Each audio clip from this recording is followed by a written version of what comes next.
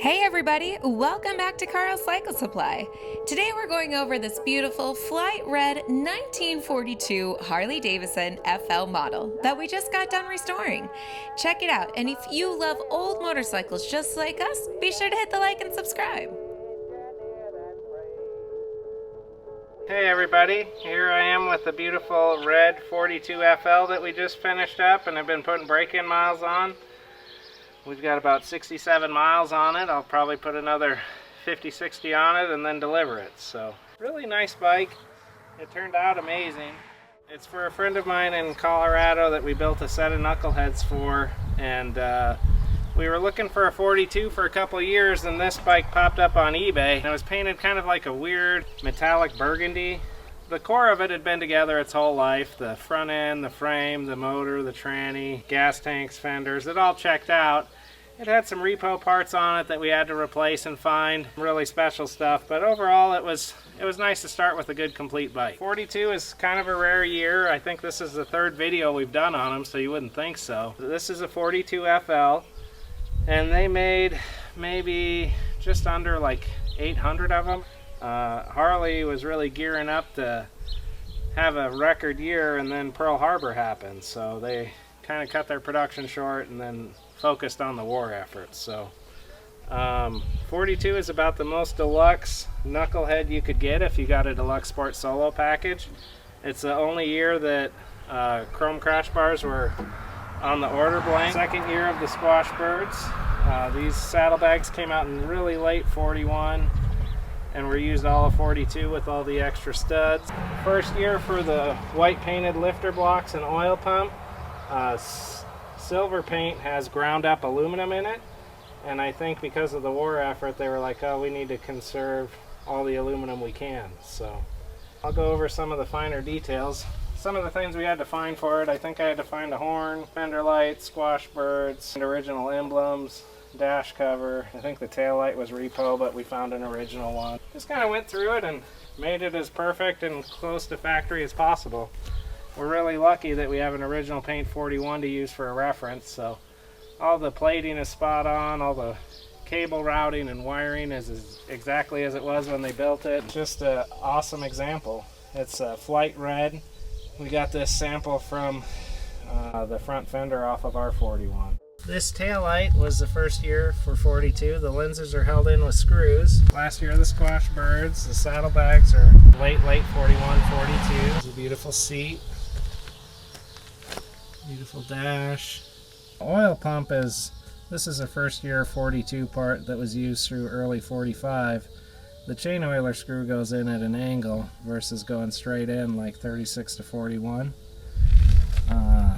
The oil lines are aluminum with the early pre-war nuts. Original toolbox. They were only mounted up high in these early years, and they kind of make the saddlebags look weird, but it's kind of the way it was, so you just got to live with it. You can note that the bolts in the back of the transmission plate that hold the adjuster strap in place, the nuts are on the bottom versus being on the top. I think that switched sometime in 46 or 7. But yeah, you can just see how perfect everything is. Nickel plated circuit breaker base and band, cad plated points piece. There are NOS wires for the generator and relay to the switch. You can see that they're very fine diameter. That's because there's no rubber over the copper wire. It's just cloth braided right over the copper wire. In 46, maybe 45, but definitely in 46 they started putting rubber over the copper wire and then weaving over the top of it. See, just the fit and finish is so perfect. Look at the way the dash fits the tanks. No gasket. Gasket didn't come out till 47. The tank divider rubber is new old stock. Yeah, it's just really nice. Here you can see that the handlebar hold down nuts chrome plated. That's the way they all were till 42. And then 41 and 42, the front brake handle clamp is chrome plated. These are Firestone A&S tires. They sound like a gravel truck when you're going like 70. They kind of have a weird howl to them. They look awesome. This is kind of the right era for them. You can see how perfect the wheels are. I think this is the last year of the grooved lug nuts. I haven't seen any documentation on that. That's just from looking at bikes. And that was a way that Harley would communicate with their dealer network on the latest and greatest. 36 lug nuts, they break all the time. They're hard all the way through and they're brittle. They're terrible. Upgrade them so guys will know that we're working on it. Hey, we got to change it. Here's the B side of the 42 FL that we were talking about.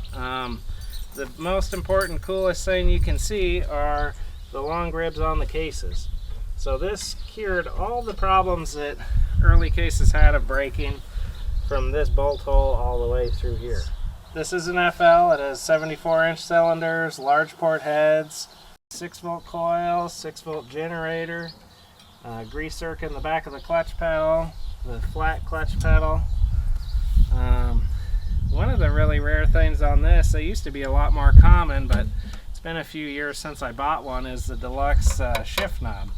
In the Deluxe Sport Solo package, it lists colored shift knob, and if you look in the accessory catalog, I think it has like 6 or 8 different options, and some of them had pictures in them. There was one with like a Scotty dog and a clipper ship. This is the clipper ship one, and these are genuine NOS Sante ones, and a few people have made them over the years, but they make them too nice and too perfect. What adhesive they use to put the clear piece in with the picture, but all of the original ones I've seen have kind of like a dirty haze on them, almost like it was like super glue and you got a little fingerprint on it. So, because it's kind of a neat snapshot in time. I like how, even though it was a flashy bike with chrome plated handlebars, they still only polished what they needed to. If you look close at the center casting, you can see that it's rough here, and just the sockets and tubes and part collars right here are chrome pre-polished and then chrome plated to high luster. So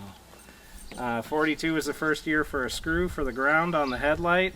42 to 45 terminal bracket for the headlight wire and spotlights. It's the first year of the wide brake shackle and the little bosses under the grease zerks. These are original rims, original 40 to early 44 hubs. Every detail's spot on. Beautiful original dash. Here's the roughness that I talked about in the handlebar forging.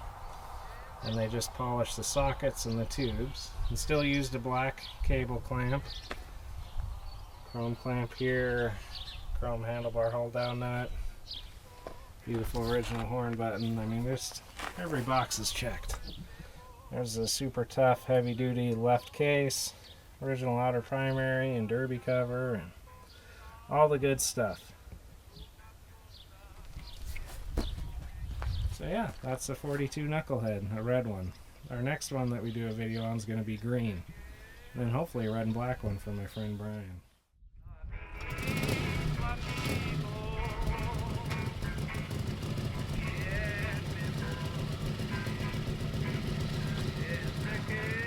Thanks for watching. If you love old motorcycles and would love to follow along on our old motorcycle restorations, builds, and adventures, please hit the like and subscribe. Stay tuned for our next video, where we'll be going over, you guessed it, Harley-Davidson Knuckleheads. Thanks for watching. See you on the road.